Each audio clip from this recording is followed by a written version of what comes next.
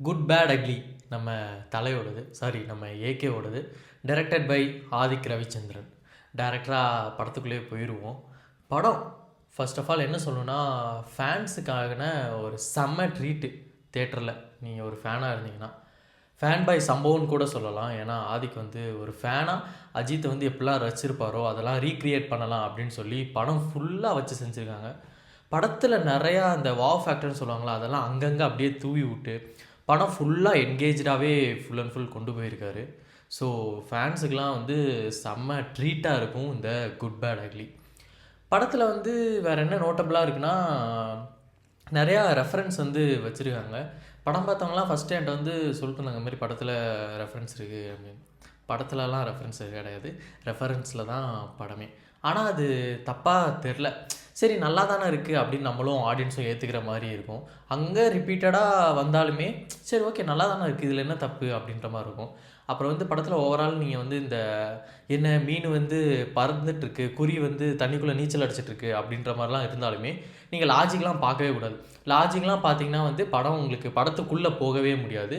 So லாஜிக்லாம் பார்க்காம ஓரமாக உட்காந்து சரி மீன் பறக்க தானே செய்யும் அப்படின்ட்டு அமைதியாக உட்காந்து பார்த்தீங்கன்னா படம் உங்களுக்கு பிடிக்க ஆரம்பிச்சிடும். என்னென்னு ஒன்றுனா, இந்த ஆதிக் ரவிச்சந்திரன் அவர் வந்து க்ரியேட் பண்ணியிருக்க இந்த வேர்ல்டு, அதாவது அந்த குட் பேட் அக்ரியில் அந்த வேர்ல்டுக்குள்ளே வந்து எனக்கு பர்சனலாக வந்துட்டு உள்ளே கனெக்ட் ஆகவே இல்லை. கனெக்ட் ஆகிறதுக்கே ரொம்ப நேரம் ஆச்சு. கனெக்ட் ஆகும்போது படம் முடிஞ்சிடுது. ஸோ அந்த விஷயம் வந்து லைட்டாக ஆகிடுச்சிது. அது போக பார்த்திங்கன்னா என்ன சொல்கிறது, ஓவரால் அந்த என்டர்டெய்னருக்கு என்னெல்லாம் தேவையோ அதெல்லாம் அப்படியே சூப்பராக உள்ளே திணிச்சிருக்காங்க.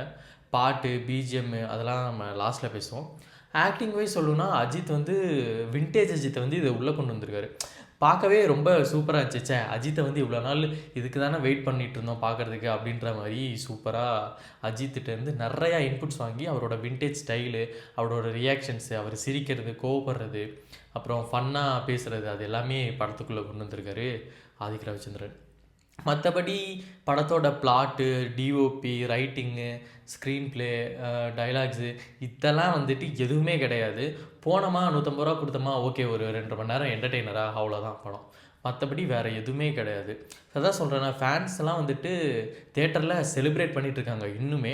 நீங்கள் வந்து தேட்டரில் போய் படம் பார்க்குற மாதிரி இருந்தால் கொஞ்சம் சீக்கிரமாக போய் ஃபேன்ஸோட ஃபேன்ஸாக சேர்ந்து பார்த்தீங்கன்னா படம் ரொம்பவுமே பிடிக்கும். அதுபோல் தனியாக போய் பார்த்துட்டு இல்லை ஓடிடியில் வரலாம் பார்த்துக்கலாம் அப்படிலாம் படம் ஒர்க் அவுட் ஆகுமா அப்படின்னு கேட்டால் எனக்கு தெரியாது.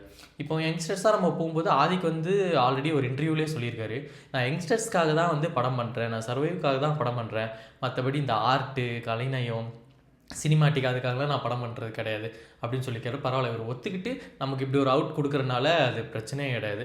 படத்தில் 2 கிஸ் சீன் வச்சா பசங்களுக்குலாம் ரொம்ப பிடிச்சிரும், ஒரு ஃபோக் சாங் வச்சா பசங்களுக்குலாம் ரொம்ப பிடிச்சிரும், அவரே அவர் இன்டர்வியூவில் நிறைய இடத்துல சொல்லியிருக்காரு. அந்த மாதிரி பசங்களுக்கு என்ன பிடிக்குமோ, அது முக்கியமாக ஃபேன்ஸுக்கு என்ன பிடிக்குமோ அதை பார்த்து பார்த்து பண்ணியிருக்காரு ஆஸ் அ ஃபேன் பாயா. இந்த ரெஃபரன்ஸ் அப்படின்ற ஒரு விஷயம் வரும்போது தேட்டரே வந்து எரப்ட் ஆகுது.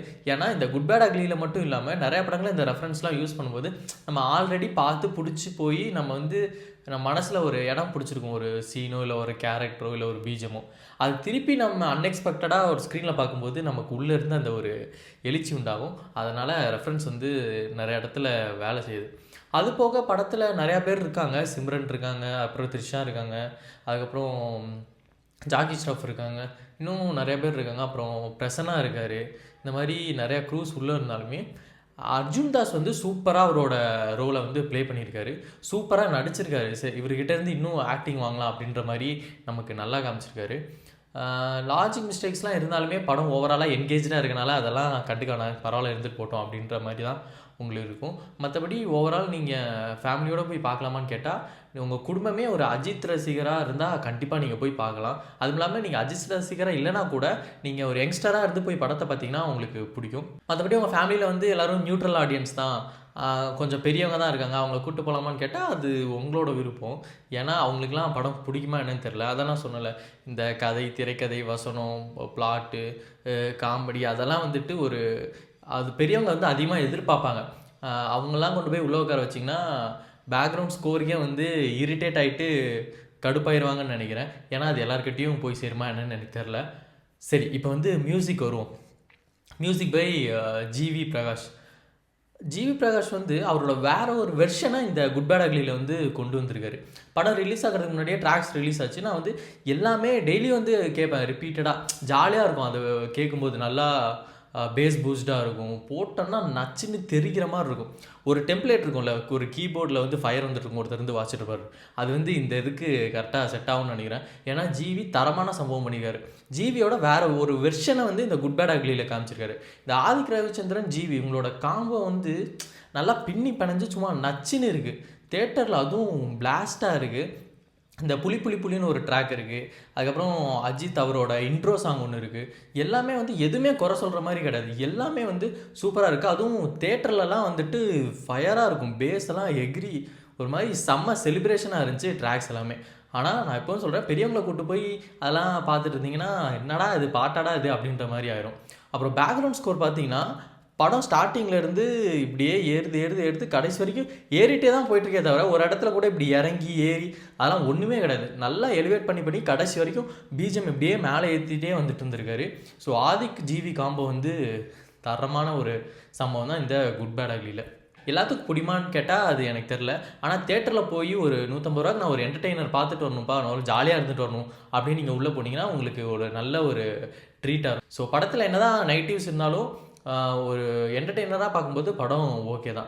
மற்றபடி குறை சொல்லணுன்னா குறை கண்டுபிடிச்சே சொல்லிகிட்டே தான் இருக்கணும். அதெல்லாம் தேவை கிடையாது. ஒரு ஜாலியாக ஒரு படம் பார்த்தோமா வந்தோமா அவ்வளோதான் குட் பேட் அக்லி. ஓகே, இந்த மாதிரி ஏகப்பட்ட வீடியோஸ் உங்களுக்காக வந்துட்டே இருக்குது. வேறு எதாவது படத்தை பற்றி ரிவ்யூ பண்ணால் கண்டிப்பாக கமெண்ட் செக்ஷனில் கமெண்ட் பண்ணுங்கள். அது மாதிரி எதாவது பாட்டை பற்றி ஏதாவது ஆல்பம் பற்றி ரிவ்யூ பண்ணாலும் மறக்காமல் கமெண்ட் பண்ணுங்கள். நான் உங்களுக்காக பண்ண ரெடியாக இருக்கேன். மறக்காமல் சப்ஸ்கிரைப் பண்ணிக்கோங்க. இந்த மாதிரி ஏகப்பட்ட வீடியோஸ் உங்களுக்காக வந்துட்டே இருக்குது. நெக்ஸ்ட் வீடியோவில் பார்க்கலாம். Until then bye bye from ஏஜஸ். God bless you.